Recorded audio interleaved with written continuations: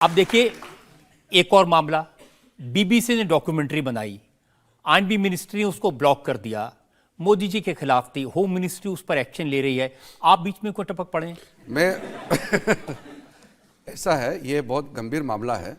Supreme court ने जो चीज 20 साल से भी ज्यादा देश में कुछ ऐसे लोग हैं देश का छवि को खराब करने के लिए, मोदी जी को बदनाम करने के लिए लगातार कैंपेन कर रहे हैं, केस चला रहे हैं। आखिर केस सुप्रीम कोर्ट में गया। सुप्रीम कोर्ट ने पूरी तरह बारीकी से केस को सुना और निर्णय किया कि इस केस में कोई दम नहीं है, और ये भी कहा सुप्रीम कोर्ट ने कि ये सोची समझी साजिश और एक गलत तरीके से बदनाम करने के लिए किया गया प्रक्रिया है। जब सुप्रीम कोर्ट ऑफ इंडिया ने फैसला कर दिया तो बीबीसी कोई फिल्म बनाते हैं और देश में कम्युनिस्ट पार्टी, लेफ्टिस्ट, ये माओवादी, कांग्रेस पार्टी बोलते हैं कि बीबीसी ने जो रिपोर्ट दिया है वो सही है। सुप्रीम कोर्ट को नहीं मानते ये लोग। तो कानून मंत्री होने के नाते मुझे कहना पड़ा कि सुप्रीम कोर्ट का फैसला हमारा देश में सुप्रीम है, बीबीसी या ये जो बाकी जो दिखाते हैं वो हमारे लिए कुछ नहीं है। लेकिन किरण जी, न्यूयॉर्क टाइम्स में रिपोर्ट देखी मैंने, उन्होंने लिखा कि बीबीसी को ब्लॉक करने के लिए सेंसरशिप लगा दी, इसको ब्लॉक करने के लिए बिजली काट दी, लोगों को अरेस्ट कर लिया। पता ना, ये लोग अंग्रेज लोग तो चले गए, अभी भी बीबीसी और न्यूयॉर्क टाइम्स में जो लिखता है उसी को मान्यता देते रहते हैं ये लोग। हम लोग इसको मान्यता नहीं देते। हम अपने देश में देश का फैसला, देश का जनता, देश का सुप्रीम कोर्ट और देश का जो सिस्टम है हम उसी से चलेंगे। बाहर का धमकीबाजी, बाहर का दादागिरी से मोदी जी का सरकार चलने वाला नहीं है। अच्छा, मैं देश के लोगों की बात कर रहा हूं आपसे। आपने जवाहरलाल नेहरू की गलतियां गिनानी शुरू कर दी। ऐसा है, जम्मू कश्मीर हमारे लिए बहुत ही इम्पोर्टेंट सब्जेक्ट है, मैटर है, और लोगों ने ये समझा कि जम्मू कश्मीर जो है भारत के साथ विलय करने का जो प्रोसेस को डिले हुआ था महाराजा हरि सिंह की वजह से, ये सबने पढ़ा और सबने यही सोचा। हकीकत कुछ और था। तो मैंने नेहरू जी के खुद ही वक्तव्य दिया है, पार्लियामेंट में खुद ही ये बातें बताई थे कि महाराजा पहले आए थे 1947, 15 अगस्त से पहले महाराजा आए थे, रिक्वेस्ट किए थे, हम ही ने डिले कराया, खुद कहा। और इसी बात को मैंने जनता के सामने में लाया। तो इसमें गलत काम किया क्या मैंने? सही काम तो किया है। मुझे पता नहीं है आपने गलत किया कि सही किया, लेकिन आनंद शर्मा को बात अच्छी नहीं लगी। कांग्रेस के सीनियर नेता हैं, उन्होंने कहा कि किरण रिजिजू ने को ना हिस्ट्री की समझ है, ना उनको कोई कानून की समझ है, ना विरासत को जानते हैं। उन्होंने कहा कि उनके दिमागी दिवालियन पर मुझे दया आती है।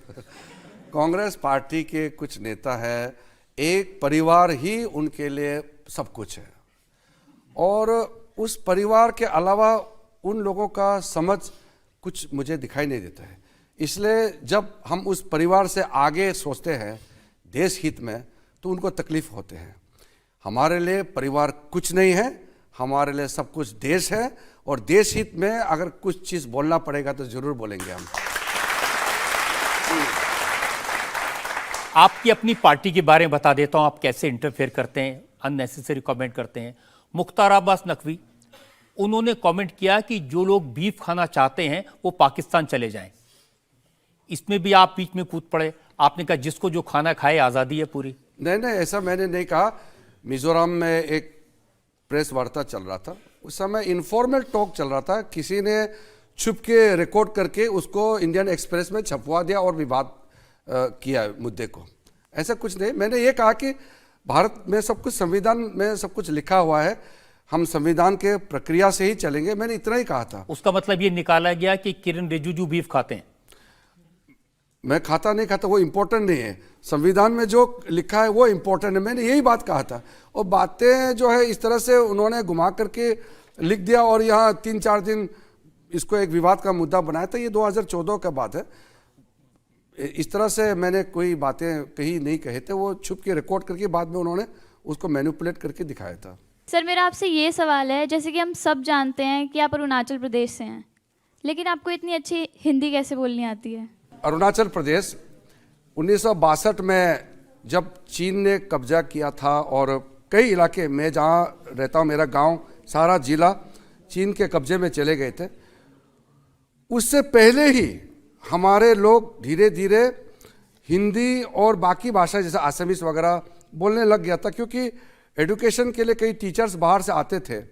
और बाद में 62 के बाद में जब काफ़ी इंडियन आर्मी का डिप्लॉयमेंट वहाँ होते थे और हमारे लोकल फोर्सेस भी जैसे एसएसबी वगैरह होते थे, तो हम लोग सब उस समय से ही हिंदी बोलने में हम लोग गौरव महसूस करते हैं कि हमारे देश का भाषा है। और हिंदी के अलावा कोई भी भारतीय भाषा मौका लगे तो बोलते हैं। और अरुणाचल का आदमी, हर एक आदमी, मैं बोलता हूँ बच्चा से लेकर के बूढ़े तक 100% हिंदी बोलते हैं।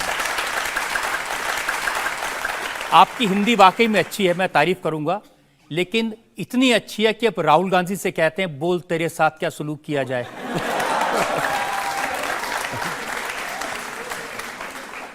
राहुल गांधी जी के बारे में तो मैं ज़्यादा तो नहीं कहूँगा, क्योंकि वो तो बहुत इंटरनेशनल आदमी है।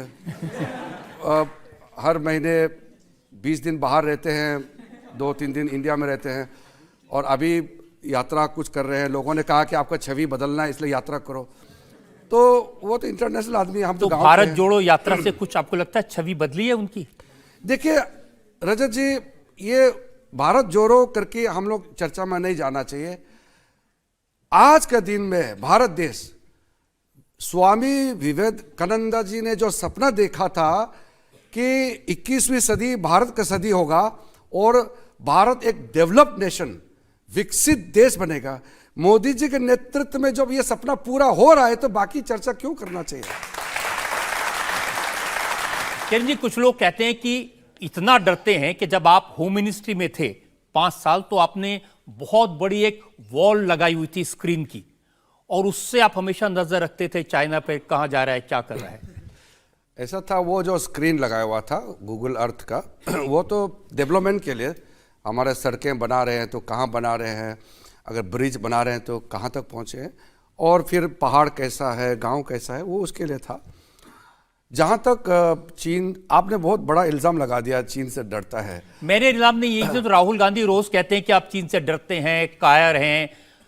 आपके गांव के 40 किलोमीटर दूर पर एलएसी है, वहां चीन आके बैठ गया है, आप कुछ कर नहीं रहे। देखिए, शॉर्टकट में आपको बोलना चाहता हूँ। उस समय कांग्रेस के डिफेंस मिनिस्टर एंटोनी साहब ने पार्लियामेंट में बहस करते समय कहा था 2013 में कि इतने सालों तक चाइना बॉर्डर में रास्ते नहीं बनाए, ब्रिजेस नहीं बनाया, डेवलपमेंट नहीं किया, क्योंकि चाइना को डरते थे, और अगर रास्ता बनाएंगे तो उसी रास्ता के माध्यम से चीन कब्जा कर लेंगे और जल्दी हमारा यहाँ अंदर घुसेंगे। ये मानसिकता से इतने साल तक हमारे पूरे बॉर्डर एरिया अंडर डेवलप रहा। मोदी जी ने 2014 में जब प्रधानमंत्री का पद संभाला, सारा पॉलिसी चेंज किया। आज सारे बॉर्डर एरिया, जो मेरे गांव से लेकर के, जो लद्दाख से लेकर के अरुणाचल तक, और जितना बॉर्डर एरिया है, इवन कोस्टल में भी, आज रास्ते बन रहे हैं, आज वहाँ ब्रिजेस बन गए हैं, वहाँ बिजली पहुँच रहे हैं, घर घर पानी पहुँच रहे हैं, गैस पहुँच रहे हैं।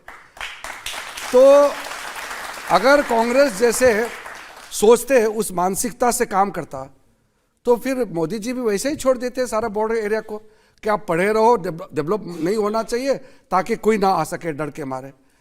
तो ये जो बोल रहे हैं ना राहुल गांधी, हर रोज चाइना चाइना चाइना चिल्लाते रहते हैं।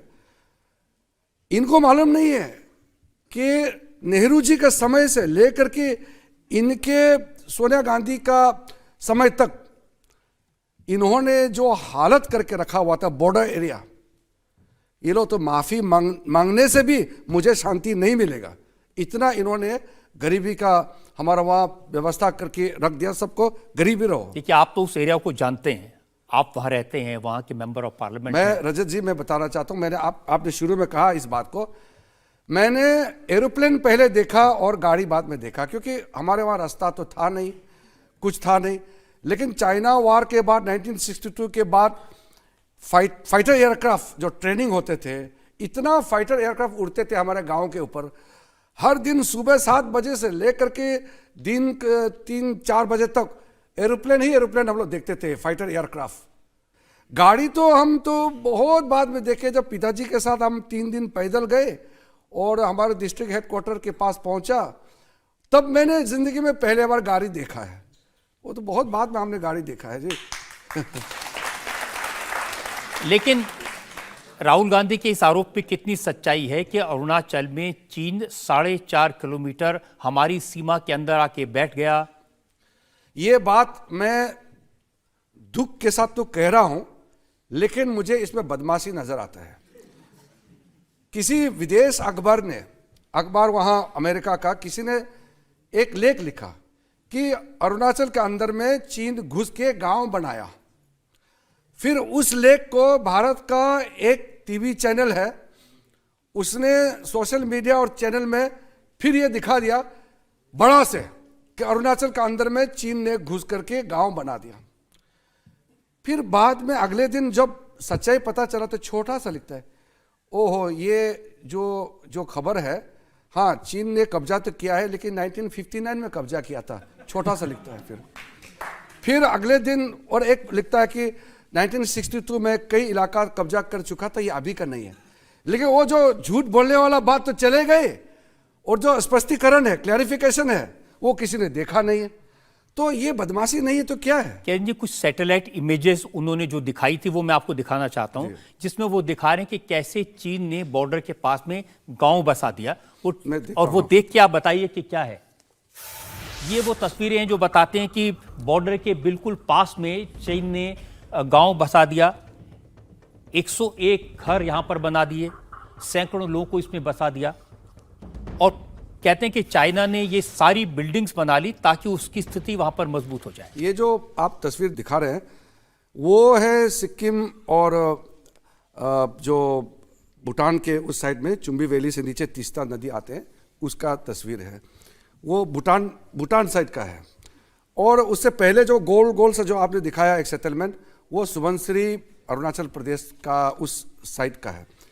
मैं लास्ट ईयर वहाँ गए थे, और माजा जो हमारा लास्ट आखिरी पॉइंट है, माजा गए, और माजा में हमने हेलीकॉप्टर लैंड किया और वहाँ हमारा रास्ता कंस्ट्रक्शन चल रहा है।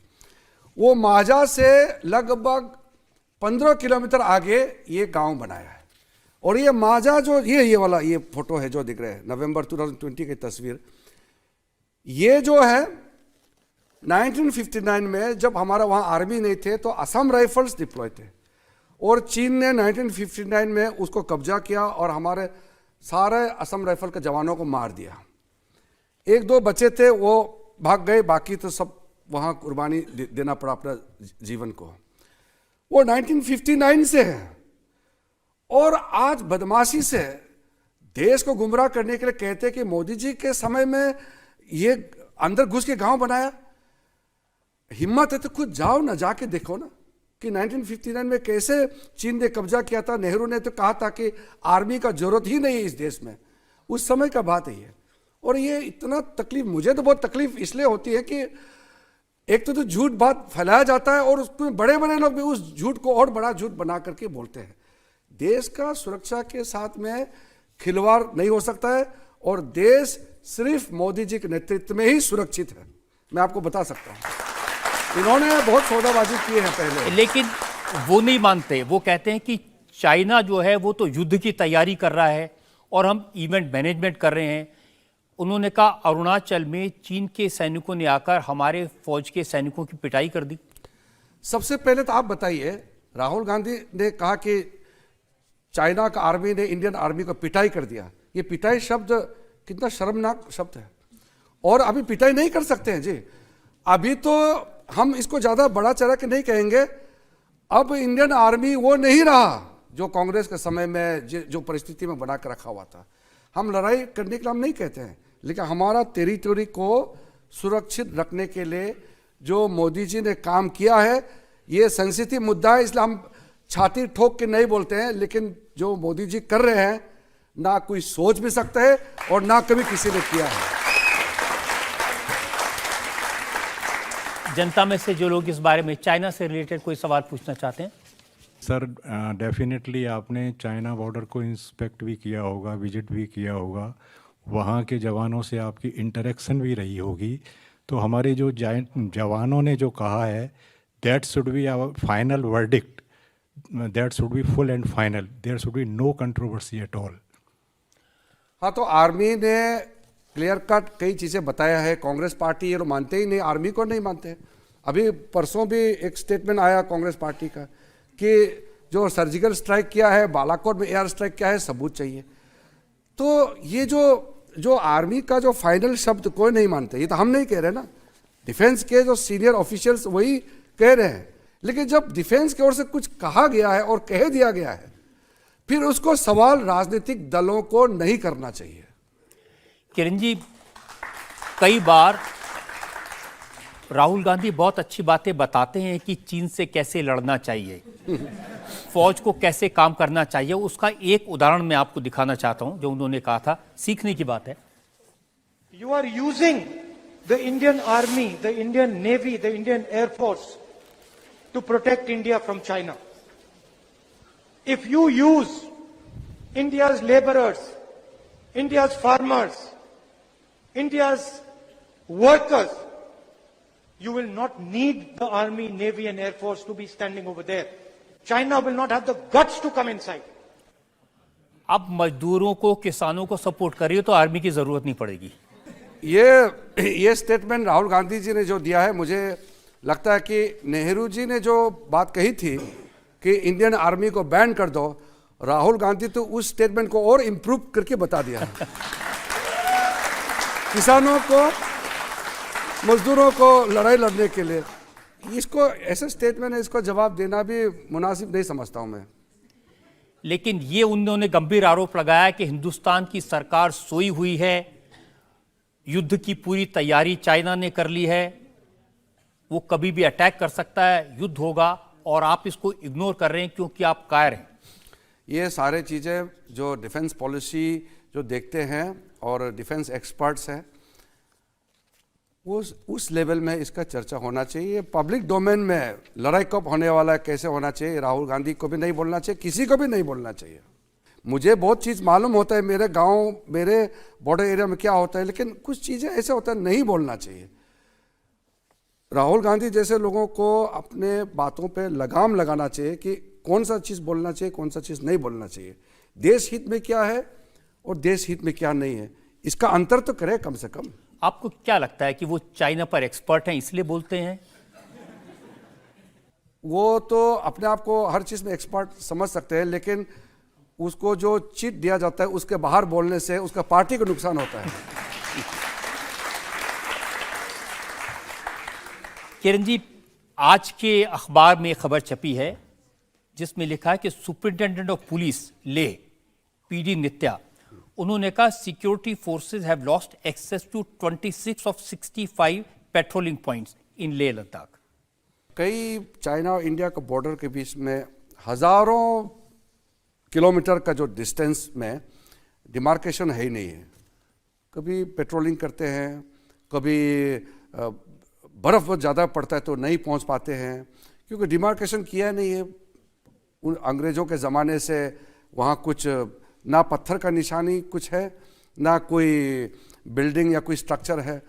तो ये एक ऐसा इलाका है 15, 16, 18 हज़ार फीट के ऊपर में -30, -40 रहता है विंटर्स में।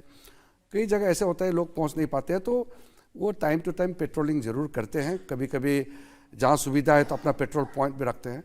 तो ये सब बहुत ही अनडेजिग्नेटेड एरियाज कुछ होते हैं, शायद उसी का से जिक्र किया, मैंने ये देखा नहीं है जो उन्होंने बताया। एक बात जनता के लिए आप बता सकते हैं, आप चाइना को, अरुणाचल को, बॉर्डर को अच्छी तरह जानते हैं, क्या चीन से हमारी सीमाओं पर खतरा है? क्या हमारी सेनाएं चीन का मुकाबला करने के लिए सक्षम हैं, तैयार हैं? जब से मोदी जी प्रधानमंत्री बन गए हैं, हमारा पूरा बॉर्डर एरिया सुरक्षित है और सुरक्षित करने के लिए हर संभव कदम उठाया जा रहा है।